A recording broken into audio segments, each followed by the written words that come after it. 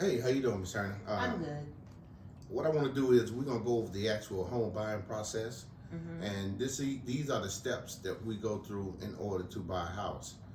So it's gonna take about 15, maybe 20 minutes, and then we're gonna, wrap it up from there. Okay. So everything is gonna be on the iPad, so I'm gonna be presenting everything to you on the iPad. So we can go ahead on and let's get started. hmm All right, like I said, my name is Alfred Turner. I'm with Exit Community Realty, and the first question that I'd like to ask you is, why are you buying a house? Well, I need a little bit more room. My house is kind of small. I've kind of outgrown it. That was our starter home. And we're only renting, and we want to buy now. We're ready to buy. Okay. All right. So when you do this process, there's really only a few steps. So the very first thing that we have to do is we have to go and you have to get pre-approved.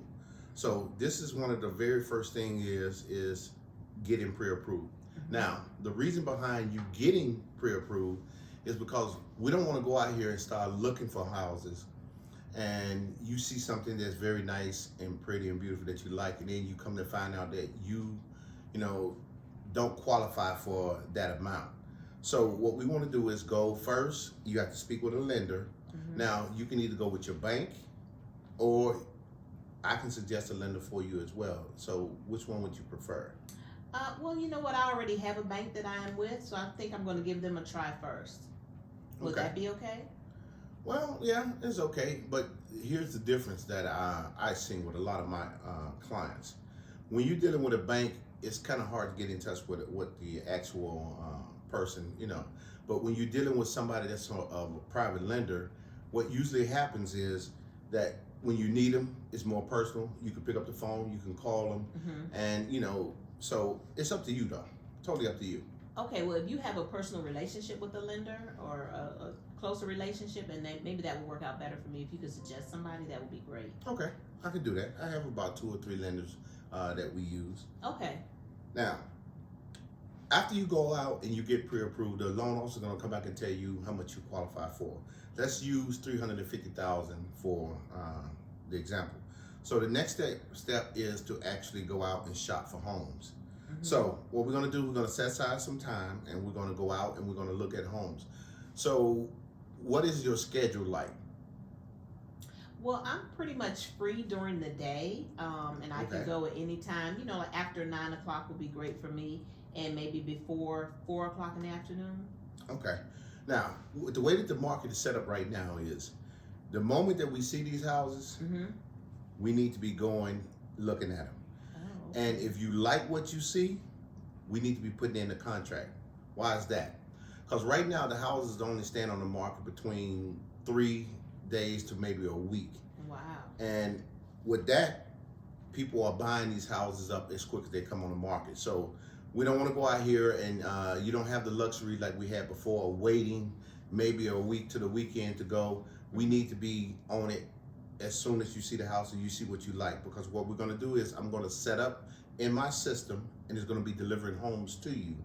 So as they come new on the market, the new listings come out, you're going to get an email. So please check your email every day. Mm-hmm. And if you see something that you like, make sure you either text me, call me, or send me an email. And I need the address of the home, Mm-hmm.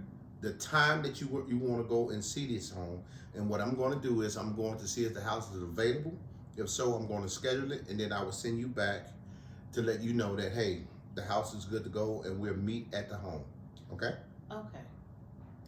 Now, after we do that and you find the house that you like, what we're going to do then is we're going to make an offer.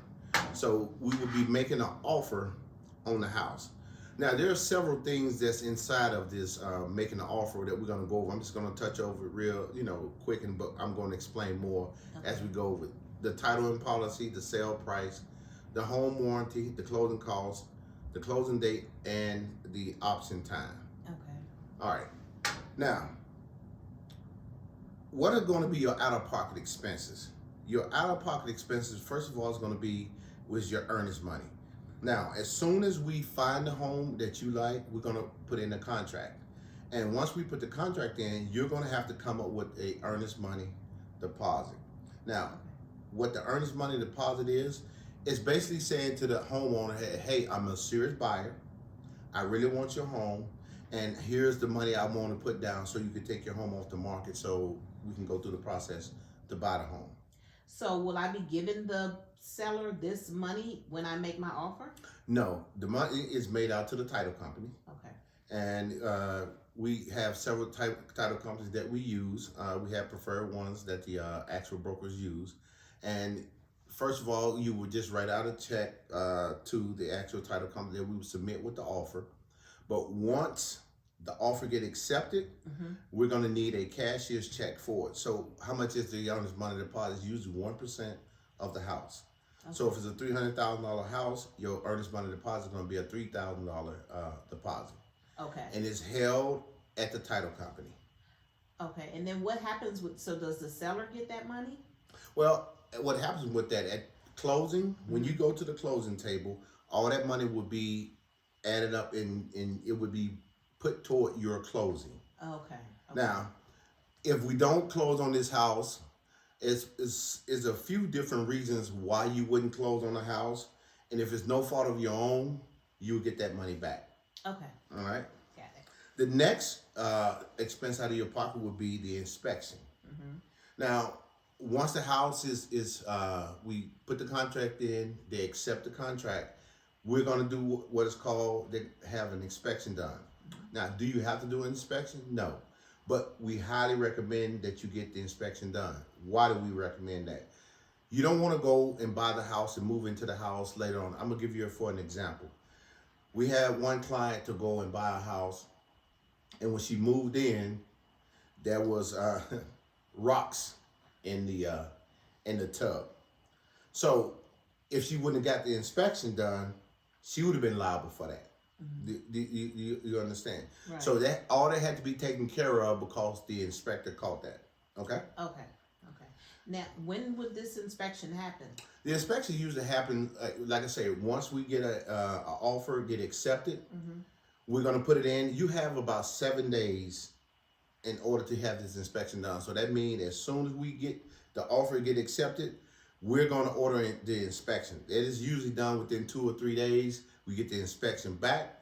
What we're going to do then, we're going to send it over to you. You're going to take a look at it. You're going to tell us what it is that you want to have fixed on that inspection list. We're going to write it up and we're going to send it back to the seller. Now, the seller at that point is going to make a decision on whether they or not they want to, they're going to fix anything. And if they decide to fix, say they might decide to fix, you send 6 things, they might decide to fix 4. Now, what we want to do then at that point is to see what is called deal breakers. If you say that, hey, if they don't do this, I don't want the house, then you're out of the house. You would get your earnest money deposit back, and we will go out and start looking for you another home. Oh, okay. Now, can I be at the inspection, or is the seller going to be at the inspection? No, you're going to be there at the inspection, and me or someone from my team will probably be there as well. Okay, great. All right. Then, after the inspection is done, then the bank is going to order an appraisal, and they're going to order the appraisal. They usually order like not too long, about a week or so, maybe after the actual house goes under contract. Because they're going to have to order the appraisal. They have a list that they choose from, and they order the appraisal. They come out and to appraise the house. Okay. And this is the bank? Yes, this is the bank. The bank will be doing this. The lender will be doing this. Okay. Now, the inspection usually runs about $350 to $400, or it could even be higher. It all depends on the square footage of the home. And I have to pay for that. And yes, you have to pay. Remember, these are the out-of-pocket expenses that you're going to have to pay. Okay. The appraisal is usually about $500, but once again, you'll be talking with the lender, and they will let you know what that amount is. Okay. Next thing we're going to move on to is what's called open title. All money and contract will be delivered to the title company. The title company will issue a clear title on the home. So basically what that means is the earnest money deposit I told you about will go, and the title company will hold on to that. Then what they're going to do, they're going to go and make sure that there's no liens on the house, that the title is actually in the people name that's trying to sell the house. Because what you don't want to do is go and buy somebody else's house that, you know, that don't own the home. Right. Okay. Next. Thing is acting up. Financing. Now, after we do the actual, they do the title, open the title over at the title company. What's going to happen next is you're going to start working with the lender. Now, you're going to be working directly with the lender at this point. Okay. Here's the most critical portion of this whole thing. And that is to, if they ask you for anything, I don't care what they ask you for, you need to get it to them as soon as possible. The longer that you delay, the more jeopardy that you're putting yourself into, because on the contract, you're going to have about 10 days in order to have proof of financing. Okay. So we need to make sure that you get everything that the lender asks you. I mean, ASAP, because time is of the essence. You understand? Yes. All right. We also talked about the appraisal already. Now, after we do that, the appraisal come back and it's good to go. One of four things is going to happen. It's either going to appraise for the amount that they're asking for. It's going to either appraise under. It's going to appraise over. Now, all depending on what happens. If it's appraised under, you're good. That means you're going to move into the house with equity already in it. Okay, great. If it appraises, if it's appraised over, then what's going to happen? Now they have to make a choice. You're going to have to make a choice. Whether you're going to want to pay the difference, we're going to ask the seller to come down, or we're going to try to meet somewhere in the middle where we split it 50-50, or you can walk away. And so this is if the appraisal doesn't come back for the amount that the seller is asking, if it's under? Say right now, if the house that you put in the contract and you win the bid for $350,000, but the house on there appraises for $300,000. Okay. So now what just happened now is the house is what we call upside down with the price. So they're gonna have to come down on the price. And if they don't come down, I'm responsible for that difference?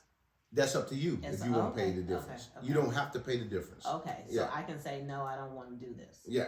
Okay. Exactly. Gotcha. Or you can make up the difference. Or you can ask them to split it 50-50. Okay. So, but if they refuse, am I obligated in this transaction? Okay. No, you're not. Okay. Okay. All right. The next thing that we're going to talk about was called the closing preparation.